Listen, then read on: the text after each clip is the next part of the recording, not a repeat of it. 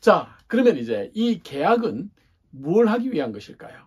오늘은 그 계약 중에서 일반 소비자에 대한 문제를 한번 생각해 보도록 하겠습니다. 일반 소비자에 대한 계약이요.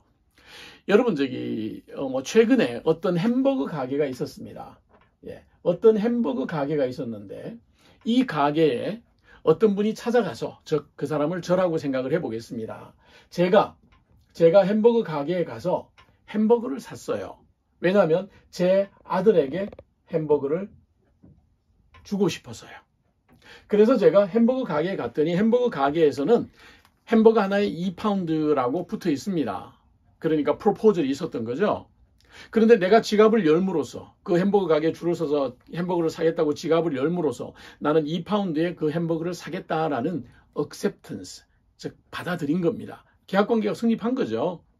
자, 이제 나는 이 사람들에게 2파운드의 돈을 주고 즉 consideration을 주는 거죠. 이 햄버거 가게는 저에게 햄버거를 줍니다. 2파운드라는 consideration을 지불했어요. 따라서 2파운드를 지불했고 햄버거를 받았으니까 계약은 실행된 거죠. 이 계약 속에는 뭐가 있느냐 하면 이 계약 당사자의 물건이, 즉 햄버거라고 하는 이 물건이 저에게 안전해야 된다라는 겁니다. 안전해야 된다. 즉 햄버거를 만들었는데 햄버거를 일반적으로 만들었다고 한다면 먹어서 건강에 아무런 문제가 없어야 된다는 거죠. 예를 들어서 햄버거 속에 독약이 들어있다든지 아니면 기생충들이 들어있다든지 그러면 이 사람이 이 물건을 이 사람에게 팔아서는 안 되겠죠. 따라서 우리가 말은 하지 않았지만 이 계약 속에는 내가 2파운드를 주고 당신 햄버거를 사겠습니다 라는 내 의견도 있지만 그 햄버거를 파는 사람 입장에서는 내가 만드는 이 햄버거는 사람이 먹어도 안전한 햄버거입니다 라는 약속이 있는 거예요. 그래서 우리가 이거를 뭐라고 얘기하느냐 하면 어떤 상품을 만드는 사람이 상품을 공급할 때는 이 상품을 공급받는 사람을 케어해야 된다는 거죠. 케어, CARE로 표현하면 즉 보호해야 된다는 겁니다. 그러니까 이 사람은 이 사람에게 계약관계를 맺음으로써 이 사람이 준 물건 햄버거가 이 사람의 건강에 아무런 문제가 없다 라는 이 사람의 입장에서 이 사람을 케어해 줘야 된다라는 의무가 따르게 되는 겁니다. 그런데 내가 이 햄버거를 사가지고 제 아들을 줬어요. 그랬더니 제 아들이 이 햄버거를 먹고 병이 났습니다. 자, 제 아들이 이 햄버거를 먹고 병이 났다고 해봅시다. 그러면 제 아들은 누구를 상대로 소송을 해야 되겠습니까? 제 아들은 햄버거를 판 이 햄버거 가게랑 소송을 할 수가 없습니다. 왜냐하면 계약관계가 없거든요. 계약관계는 어디에 있느냐 하면 계약관계는 지금 이 햄버거 가게와 나 사이에 여기에서만 계약관계가 존재하는 거죠. 여기에서만 이렇게 계약관계가 존재합니다. 따라서 햄버거 가게는 나의 건강을 지켜줘야 될, 계약 당사자인 나의 건강을 지켜줘야 될 책임이 있습니다.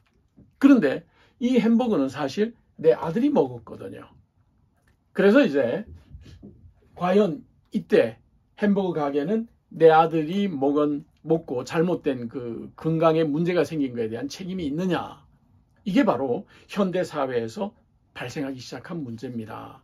영국에서도 이런 문제가 1920년 말까지, 그러니까 1929년까지 심각한 문제가 됐습니다. 왜냐하면 계약관계만 가지고 법원에서 늘 따졌거든요. 그러다가 1929년에 도나휴라고 하는 여성분이 있었는데요. 물론 이 여성분이 나중에 재판 끝나고 남편과 이혼을 함으로써 남편의 성인 도나휴를 버렸습니다. 그리고는 이제 나중에 노년에 돌아가셨는데, 그러나 이분이 재판을 할 때는 남편의 성을 따라서 도나휴라고 하는 그런 성을 썼어요. 이 도나휴라고 하는 여성분이 친구를 만나서 1929년이죠. 스코틀랜드에서 친구를 만나서 카페에 갔습니다. 카페에 가서 아이스크림하고 이런 푸딩 이런 것들을 먹으면서 진저비어를 시켰어요. 여러분, 진저비어는 술은 아니고요. 비어라 그래서 대부분 맥주라고 생각하시는데 술은 아니고 생강을 넣어서 만든 음료수예요. 이 진저비어를 아마 그 푸딩처럼 된 아이스크림 위에 이렇게 부어서 그래서 먹는 그런 음식이 있나 봅니다. 저는 뭐 한 번도 먹어보진 않았습니다. 그런데 이 친구하고 둘이 앉아서 그 카페에서 그걸 먹기로 했어요. 그랬는데 그 진저비어를 만든 사람이 있습니다. 그래서 이제 우리가 이 생산자가 하나 있었다고 해봅시다. 이 진저비어를 만든 분이 있었고요. 이 진저비어를 만든 분이 카페에다가 카페에 진저비어를 공급했습니다. 그랬더니 이 카페에서 도나휴라고 하시는 분의 친구분이 A라고 이름을 붙여보겠습니다. 이 친구분이 진저비어랑 음식을 주문을 했습니다, 여러분. 자, 이렇게 이제 음식을 주문했는데요. 주문을 한 다음에 친구랑 같이 도나휴라고 하는 분하고 도나휴 미세스 도나휴하고 같이 먹었어요. 뭐 맛있게 먹었겠죠. 맛있게 먹었을 텐데요. 제가 잠깐만요. 여기 혹시 스코틀랜드 어느 카페였는지 한번 찾아보려고 했는데 제가 눈이 나빠서 모르겠네요. 그 카페 이름도 좀 외우기가 힘들더라고요. 그래서 그랬습니다. 아무튼 이 도나휴라는 그 아줌마 미세스 도나휴가 그걸 먹었어요. 맛있게 이제 둘이서 먹었어요. 먹다가 진저비어가 이게 갈색 병이었고 이렇게 또 상표가 붙어 있으니까 그 안에 뭐가 들었는지 모르겠죠. 그래서 이걸 부어서 열심히 아이스크림이랑 푸딩을 먹었는데 마지막 남아 있는 그 진저비어를 딱 부었는데 글쎄 그 안에서 달팽이가 삭아가지고 흐느적 하면서 있는 겁니다. 그러니 이 도나휴라는 이 미세스 도나휴가 그거를 보고 얼마나 놀랐겠습니까? 특히 아마 이분이 속이 좀 안 좋았나 봐요. 그 자리에서 막 토하고 흐느적거리는 그 달팽이를 보면서 그래서 난리가 났습니다. 바로 응급실에 실려갔습니다, 병원에. 그러고는 이분이 나중에 보니까 워낙 또 속이 안 좋으신 분이라고 그랬는지 위염이 생겼어요. 위염이 생겨서 한동안 밥도 못 먹고요. 그 다음에 정신적인 스트레스가 어마어마했습니다. 그래서 이분이 한동안 음식 섭취를 못했습니다. 그래서 손해가 발생했죠. 자, 이 손해가 발생했습니다. 이 손해를 누가 물어줘야 될 것 같습니까? 지금 여기서는 생산자는 카페 주인하고 계약 관계를 맺었어요. 그래서 물건을 공급을 했습니다. 카페 주인은 미세스 A하고 계약 관계를 맺었어요. 돈을 내므로써 음식을 제공한 거죠. 미세스 A하고 미세스 도나휴는 서로 친구 관계입니다. 그래서 서로 선물로 주고받았겠죠. 그죠? 야, 내가 오늘 점심 살게. 이렇게 해서요. 그러니 미세스 도나휴는 친구에게 선물 받은 거니까 친구랑 디드 관계가 있겠죠. 친구는요, 카페 주인하고 계약 관계가 있습니다. 카페 주인은 생산자와 계약 관계가 있습니다. 자, 여러분, 이 도나휴는 누구에게 손해배상을 청구해야 될까요? 자, 여러분, 한번 생각해 보시기 바랍니다.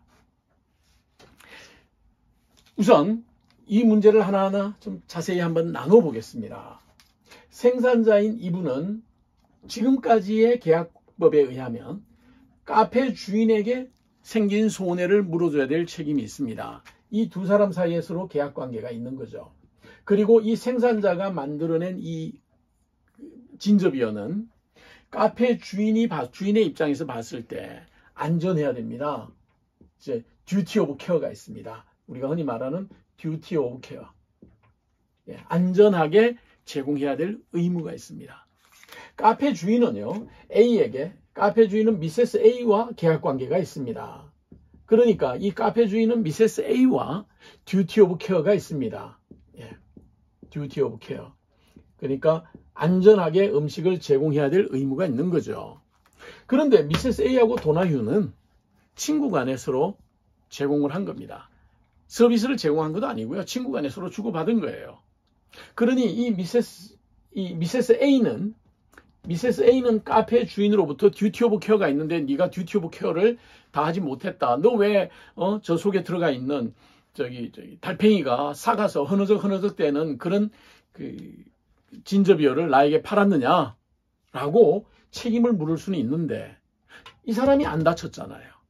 이 사람이 안 다치고 그 친구가 다쳤잖아요. 계약 관계가 없는 친구가 다쳤잖아요. 예, 여러분 이런 문제가 생겼습니다. 누구에게 책임을 물어야 될까요? 이 생산자의 이름이 스티븐슨입니다. 미스터 스티븐슨. 그래서 이 재판이 그 유명한 도나휴와 스티븐슨의 소송이라고 해서 1932년에 영국 그 당시 대법원격인 하우스 오브 로드에서 최종 판결이 나왔습니다. 재판은 1929년부터 시작이 됐는데요. 그래서 1932년에 판결이 나왔는데 이 판결에서 아주 유명한 그런 역사적인 계약법의 전환점이 하나 만들어집니다. 로드 아트킨이라고 하는 영국 그 로스쿨의 여러 가지 계약법 뭐 이런 뿐만 아니라 여러 그 교과서에 아주 자주 등장하시는 그 대법관이 로드 아트킨입니다. 이 로드 아트킨이 뭐라고 얘기를 했나 하면 우리는 이런 생산자들은 그 계약 관계에 있는 사람들을 케어해야 될 듀티 오브 케어가 있다. 그게 기존의 계약법이었죠. 기존의 계약법은 나와 계약 관계에 있는 사람들끼리는 듀티 오브 케어가 있다. 내가 진저비어를 만들어서 카페 주인에게 팔았으면 나는 내 계약 당사자인 카페 주인에게 듀티 오브 케어가 있다. 나는 카페 주인인 나는 내가 음식을 미세스 A에게 팔았으니까 이 사람이 바로 나랑 계약 관계에 있는 사람이니 나는 듀티 오브 케어가 A에게 있다. 즉 A는 내가 보호하고 책임져야 될 사람이다. 그러나 도나휴는 아니다라는 게 기존의 계약 관계의 법이었습니다. 그런데 로드 아트킨이 뭐라고 얘기를 하느냐면 우리는 듀티 오브 케어가 있다. 누구에게 있느냐? 그 전까지는 계약 당사자들에게 있다. 이렇게 돼 있었잖아요. 그런데 이 로드 아트킨이 아주 중대한 선언을 합니다. 우리는 듀티 오브 케어가 있는데 누구에게 있느냐? 네이버들에게 있다. 이웃들에게 있다. 그 유명한 이웃입니다. 우리는 이웃들에게 듀티 오브 케어가 있다라고 얘기를 합니다. 그러면서 얘기하기를 그러면 이웃이 누구냐 이거예요. 계약 당사자만 이웃이냐. 여러분 그래서 그 유명한 성경의 구절을 인용을 합니다. 여러분 여기 한번 봐주십시오. The rule that you are to love your neighbor becomes in law. You must not injure your neighbor 라고 되어 있죠. 무슨 얘기냐면 법입니다. 어떤 법이냐면 너는 너의 이웃을 사랑하라라는 예수님의 말씀이시죠. 너는 너의 이웃을 사랑하라라는 것이 이제 법이 되었다. 이제 법이 된다. 그죠? 그런데 어떻게? 너는 당연히 must 너의 이웃에게 피해를 주지 마라. 너의 이웃을 다치게 하지 마라. 너의 이웃에게 피해를 주지 말라. 라는 그래서 결국은 뭡니까? 예수님이 얘기를 하셨어요. 내 이웃을 내 몸같이 사랑하라. 이것을 법의 영역으로 끌어들여서 이제 지금부터는 내 이웃을 사랑하라라는 것은 법이다. 그 법은 너의 이웃을 절대 해하지 말라. 여러분 참 한 판사의 선언이 전 세계의 계약법의 어떤 그 위치를 그 개념을 이렇게 바꾸어 놓았습니다.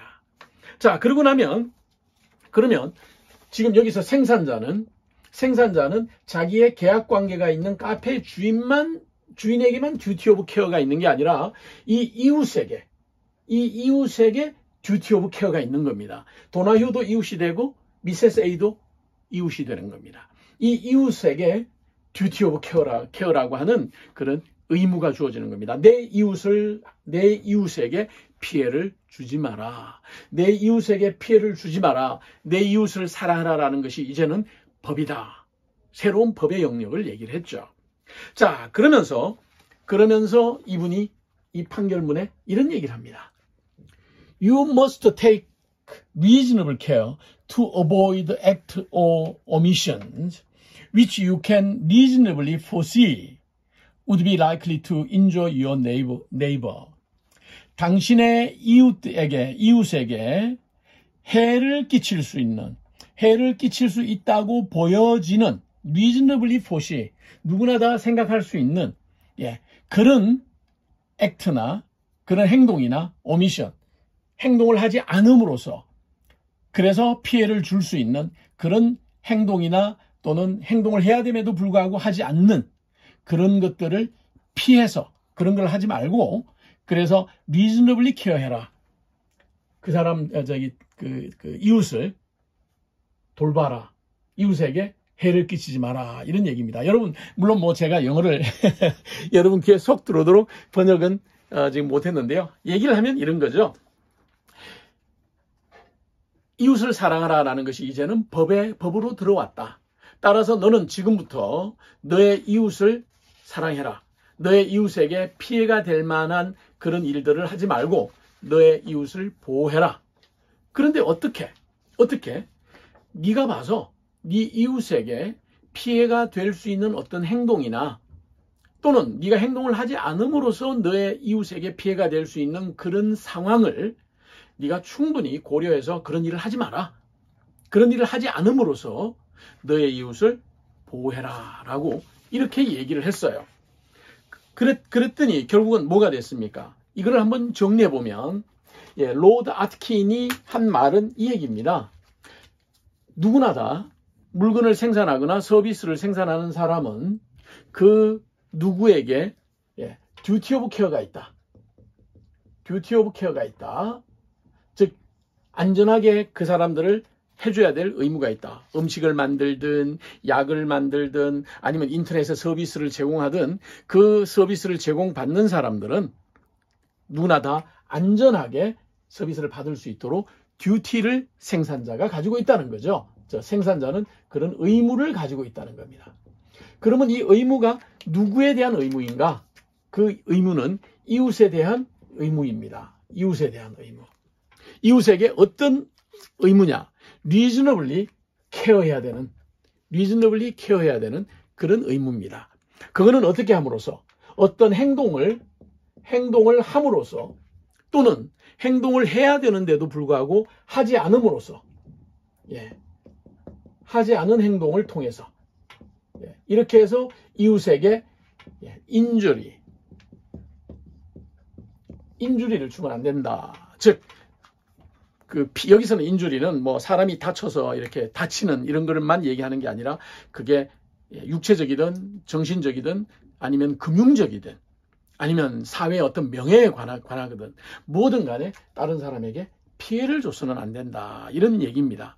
그런데 여기서 이제 중요한 게 바로 계약 당사자에서 이웃으로 네이버로 넘어옴으로써 이 생산자는 이 카페 주인에게만 책임지는 게 아니라 이 달팽이가 썩어서 흐느적 되는 것을 도나휴가 마심으로써 또는 먹음으로써 생긴 모든 그 병, 피해 이것까지 전부 다 케어를 해야 된다는 겁니다. 그러니까 이제는 계약관계에서 뭐 바이카리어스 라이어빌리티랑 해가지고 그 다음에 고용주가 책임을 져야 되고 뭐 이런 거를 넘어서서 물건을 만드는 사람은 최종 소비자에게까지 책임을 져야 된다라는 거죠. 이런 판결을 1932년에 내렸습니다. 5분의 대법원 판사들께서 내리셨는데 그 중에 아주 이 판결문에 역사에 남을 만한 판결문을 쓰신 로드 아트킨의 얘기였습니다. 그래서 우리가 이거를 이웃 사랑에 대한 법률이다. 즉 이 계약법을 이제 충분히 우리 현실 생활 속에서 발전해 나가는 이런 생활 속에서 적용하는 방법을 만들어낸 겁니다. 그래서 예를 들어서 핸드폰을 만드는 사람이 그 핸드폰을 통신사에 제공을 해서 통신사가 계약을 해서 제가 그 핸드폰을 받았는데 그 핸드폰을 제 딸에게 줬어요. 그런데 이 핸드폰이 어느 날 배터리가 폭발을 했어요. 그래서 제 딸이 다쳤습니다. 이럴 때는 이 핸드폰을 만든 회사가 제 딸에게 책임을 져야 된다는 겁니다. 비록 바로 다이렉트로 바로 계약 관계는 성립하지 않았지만 이 이웃 이론에 의해서 핸드폰 생산자는 그 이웃인 내 딸까지도 안전하게 케어해야 되는, 안전하게 보살펴야 되는 의무가 있다라는 그런 새로운 지평을 열었습니다. 여러분, 한 사람의 판사의 판결이 어떻게 전 세계의 어떤 그 경제 흐름에 영향을 주는지 이제 아시겠죠? 예를 들어서 우리가 구글을 통해서 저희가 계약을 맺고 구글을 통해서 여러 가지 서비스를 받습니다. 그런데 만일 그 구글을 통해서 받는 서비스가 제 자식들에게 만일 해를 끼친다면 그 책임은 구글에게 물을 수 있다라는 근거가 만들어진 거죠. 여러분이 예를 들어서 어떤 회사가 만들어낸 과자를 사와서 친구에게 주고 그 친구가 자녀에게 줬는데 그 자녀가 그 과자를 먹고 문제가 생겼다면 그러면 그 책임은 그 과자를 생산한 사람에게 있다라는 겁니다. 이제는 물건을 생산하는 사람들, 서비스를 생산하는 사람들이 더욱더 소비자들의 안전을 지켜야 될 의무가 발생을 했습니다. 여러분, 이렇게 계약관계에 대한 법이 오랜 세월 전에 만들어졌지만 로드 아트킨이 성경에 있는 예수님의 말씀, 내 이웃을 내 몸같이 사랑하라 라는 것을 하나의 종교적인 차원에서 버려두지 않고 법률 차원으로 끌어들여서 하나의 법을 만들었습니다. 그래서 내 이웃을 사랑해라. 어떻게 내 이웃에게 해가 되는 일을 하거나 그 일을 하지 않음으로써 이웃에게 해를 끼치는 그런 행동이 있으면 그거 하지 마라.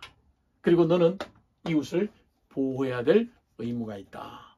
여러분, 이것이 오늘날 이 소비자와 생산자 사이의 계약 관계를 보다 더 정확하게 정리한 그런 법률이 되겠습니다. 자, 여러분, 도나휴 앤드 스티븐슨 케이스입니다. 이 케이스가 1932년에 영국 하우스 오브 로드에서 확정됨으로써 모든 계약 관계가 전부 다 재조명되고 지금부터는 계약서만 내밀어서 계약서를 가지고 서로 책임을 떠넘기는 그런 일들은 더 이상 하지 못하도록 만들어졌습니다. 여러분, 오늘 한번 생각해 보십시오. 여러분의 이웃이 누굽니까? 여러분하고 계약관계를 비록 맺지 않았지만 여러분의 행위나 아니면 여러분의 불행위에 의해서 피해를 받을 수 있는 여러분의 이웃이 누구인지, 여러분이 사랑해야 되고 여러분이 케어해 줘야 되는, 보호해 줘야 되는 여러분의 이웃이 누구인지 한번 생각해 보시기 바랍니다. 오늘은 도나휴 앤드 스티븐슨의 이야기로서 한번 말씀드려 봤습니다. 런던의 김인수입니다.